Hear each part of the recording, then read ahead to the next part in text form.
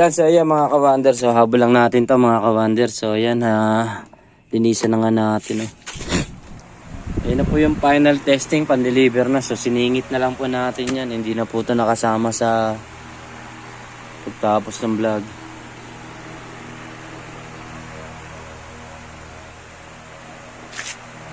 So ayan, okay na po mga kawander. One, malakas. Ayan po yan, oh.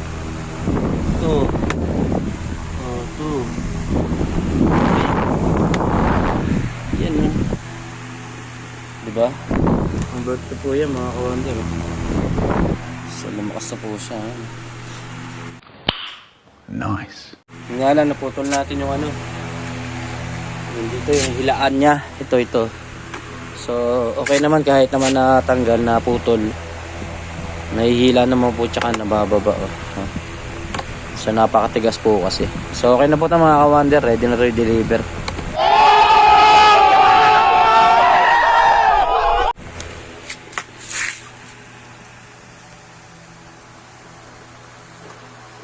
A few moments later. Yan, so yung mga kawander, so ito dugtong lang po natin sa ano natin, vlog natin kahapon. So yan, natapos ko naman po yung electric pa ng maayos. Yan, okay na po, na deliver ko na po. So ngayong araw na to mga kawander, yan, mangangalakal na lang po tayo para meron tayong pambiling ano, bigas. So yung nakuha ko pong pera kahapon, yun, pangkain lang po namin yun ng mga anak ko. Ito yan, may mga tanso po kasi ako rito.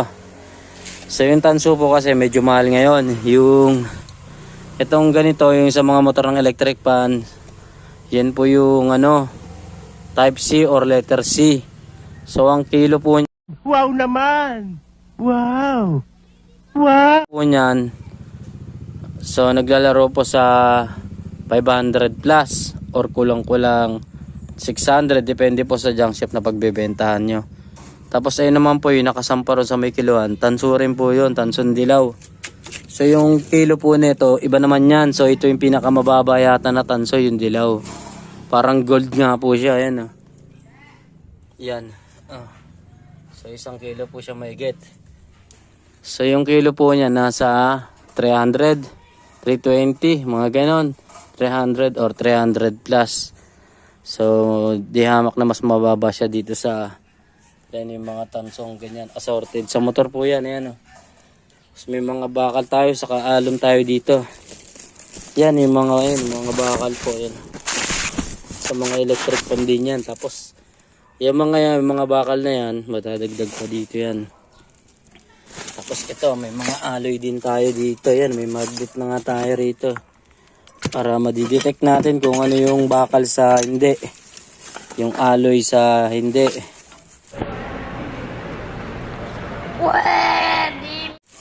Yan, alloy po yan, oh. Yan, so pag samasamahin lang natin yung mga kawander, diskarte na lang para magkaroon tayo ng ano ngayon, income, pambili ng ano, pagkain, bigas, ulam. So yan, update ko po kayo, may mga ano pa tayo doon, ayun, may mga bakal-bakal pa tayo dyan, oh. Saka mga plastic. So ipunin ko lang mga kawander, update ko po kayo. A few moments later.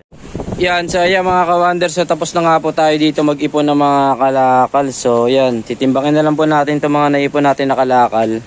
Ito po yung ano, yung mga tanso ko na naipon lahat-lahat. Yan, yung iba sinunog, yung iba yung mga wires na mga plug na mga hindi na po kailangan, sinunog ko po. Tapos ayan, yung sa mga motor ng electric pan. So yan. Yan po natin kung ano. Yan. Oh. Sabi na sakto po 2 kilo talaga kasi isinakto po talaga natin yan. So naghanap tayo ng pang sakto na pang 2 kilo kasi kanina kulang pa yan. So ito yung mga sinunog natin, oh. Ito ayan. Kulang ng 1 guhit kalahati, ganoon. So yan. Yan po yung huling sinunog natin doon sa basurahan. Yan, nakaraan pa yung ano na yan. So naging 2 kilo na po yung sa tanso ko. Yan, oh. Diba? Tapos ito naman po yung mga aluminium. Yan, oh. So, tignan pa natin kung ilan ang aabutin na itong ano, aluminum. Yan.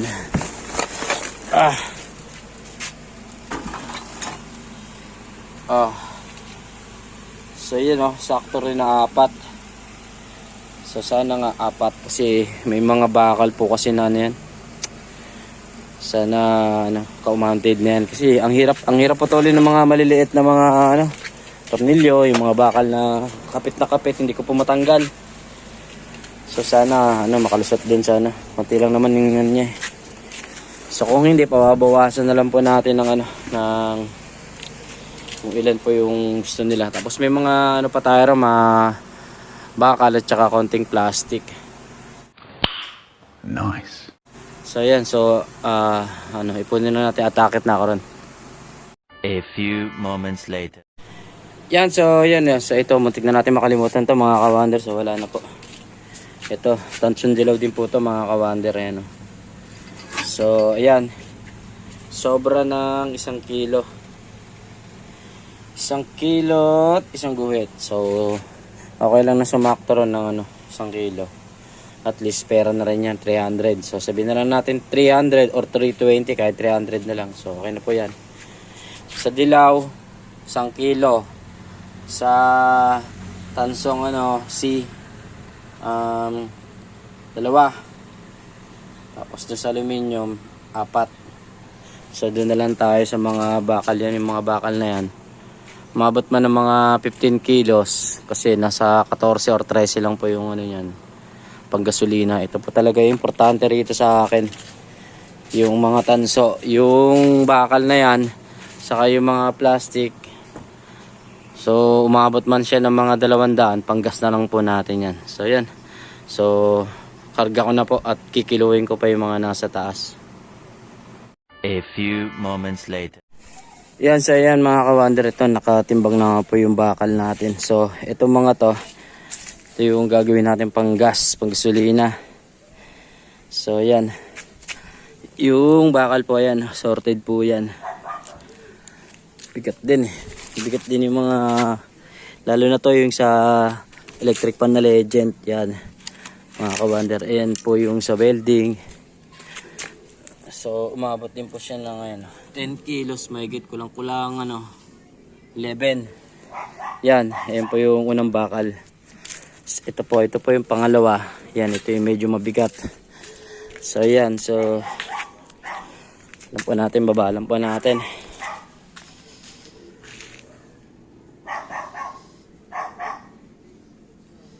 A few moments later. Yan. So ito na po yung yung pangalawa. Ito yung andyan yung mga parts, yung mga ng electric pan. Sorted din po yan mga kawander. Yan. Abot naman po siya ng 12. So yung isa 10. So mga kulang-kulang 23 or 23. Yan kasi 12 plus sobra ng mga mga 22 and 3/4 mga ganun. So kahit sumakto lang siya ng 22, okay na po. Wow naman! Wow! Wow! So yan, so ito naman po yung yung stainless na may halong mga bakal po. Ayan po yung parts ng na kolong-kolong, pinapalitan ko na po. Ayan. So bakal na po yung ng kolong kasi lagi nababali. Ayan, so galing lang po yan sa mga kalakal, yung mga naipon natin. Pinapalitan na po natin kasi yung stainless po na ito yan kasi madalas napuputol po sa ganito, kaya konting andar natin na napuperso siya sa kalamat, napuputol. So maraming beses na po tayo nagpapa-welding dyan, kaya ko na po, pinapalitan ko na ng mga solid na bakal. Ito naman po stainless, may kahalong tension dilaw yan. So hindi rin talaga per. So yung mga ganito, papasok lang to sa stainless kahit na merong tension dilaw. So yung sobra sa kanila na. Tapos minsan Yung mga ganito, yan, kagaya nito, yung stainless na ano ng bakal, tadtara ng bakal. So sa bakal lang po siya titimbang. So ganun po talaga sa ano, sa junk shop. Ayan, stainless din yan, ginawang ihawan. Ito yung sa siomay na nabili natin na kalakal, may konting bakal. Ang mangyayari niyan, hindi pa natin alam kung dadalhin sa bakal yan or babawasan ng bakal sa timbang. Yan, silang masusunod doon, hindi tayo. Kaya wala tayong magagawa kung anong desisyon nila dyan. Paglaban man natin yung tama, mali pa rin.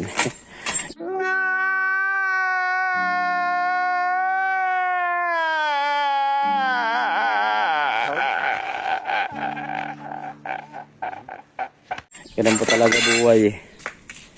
Yan, so ito na po yung last, yung mga plastic. So, timbangin ko na lang to, tapos ikakarga ko na po lahat yan. A few moments later. Yan, so yan, ito na nga po yung, ano, yung stainless na Android na stainless na halo-halong may tanso, halong may bakal. So, hindi po natin alam kung magiging pure stainless yan doon sa timbangan nila. So, yun o. 3. Kulang 3. So, bahala na sila. Yung diskarte nila. Tayo pa-stress dyan. So, ito mga kawander, ito yung mga plastic. Gaya ng mga nasa paligid natin. Puro mga plastic. Damn! Yan. So, yun ang mga kawander. Oh. 2.5. Oh, 2.5. Sayang din yan. 10 piso rin nung ano. Yan, so yan. So, ito mabigat. Hindi kaya ng one hands. Oy! Yan. Kaya naman pala. So, umabot siya ng 4.5, di 7. Oh, sabihin natin 10 piso, 7, di mayroon akong 70 dyan. So, kulang-kulang 1 litrong gasolina na rin yan, mga kawander. So, kung sa bigas naman, so, 1 kalahating kilong bigas. Kung tag 40. Oh, di ba? So, magkano bigas ngayon? 60. 60 rito sa amin. So, sa palengke, iba-iba. So, pwede na rin po mga kawander. Bahala na. Bawas basura para magkapera tayo. So, ayan. So, punta na tayo rin habang mainit pa. Sayang yung init. A few moments later. Yan, so ayan mga kawander, so alis na tayo. Yan, sarap na ito, sobrang init, sayang. Yan, sana yan, umabot yung gasolina ko. So yan, so update ko po kayo. A few moments later. Yan, so ayan mga kawander, so nandito na nga po ako ngayon sa, ano, sa junk shop. So isa lang po yung ano, nabutan natin na bukas na ano. Yan o, parehas lang po kami ng timbang. So nakatimbang na yan sa akin, 4 din dito. So 95 po rito. Dilaw. Ayan, dilaw. Ito pa yan. Ito dilaw yan. 1 kilo yan, sakto. So yung ibang junk shop nakasarado po, nasa bakasyon po yata. So yan, 4, 1 kilo sa dilaw. Ito C. 4. Tapos doon niya, bakal yan, tsaka plastic lang yun nandun niya. Yan, dalawa lang yan. Oh. 1.9.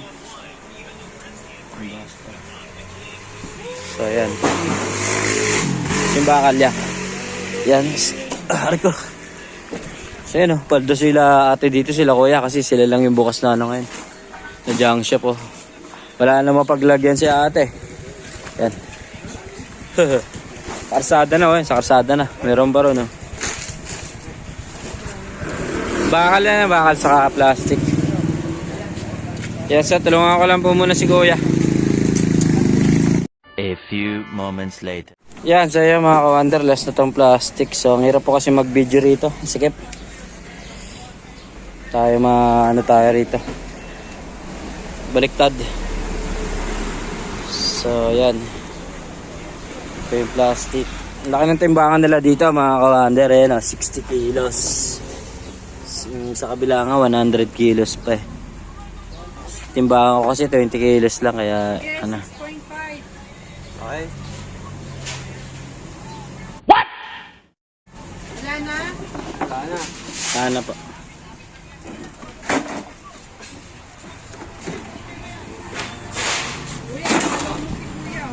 Oo, yan. Papalo daw tayo nila ate. Panoorin ni ate to. Follow mo si Kuya. Follow mo ako be. Gian. Follow mo daw si Kuya. A few moments later. Yan, so yan mga ka-wonder. So ito na nga po yung ano natin, oh, pinagbenta ng mga kalakal natin. So, maabot po siya ng ano, 2273. So, meron na po tayong pambiling bigas sa kaulam.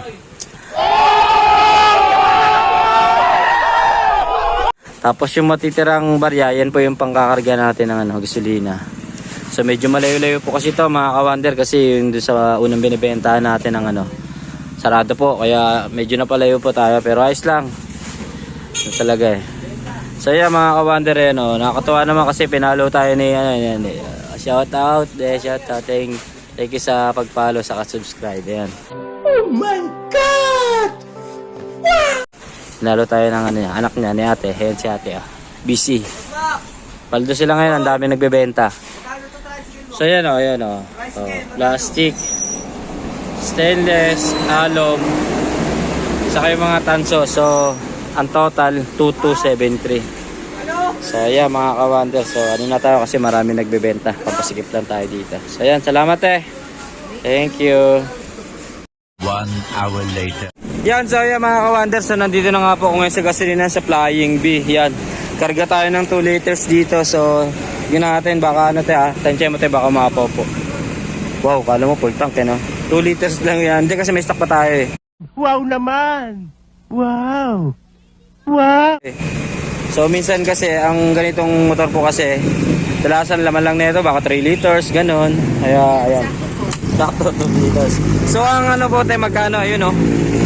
89.90, so parang 90 na rin po, 90 kasi 10 centavos lang yung ano. 178 po. Apo. Yung 178 lang. Sige, 180. So keep the change na te. Thank you. Salamat. Sige yan te, salamat po. Ayan, ang mahal pa rin talaga ng gas, mga ka-wonder. Yan, so pauwi na tayo.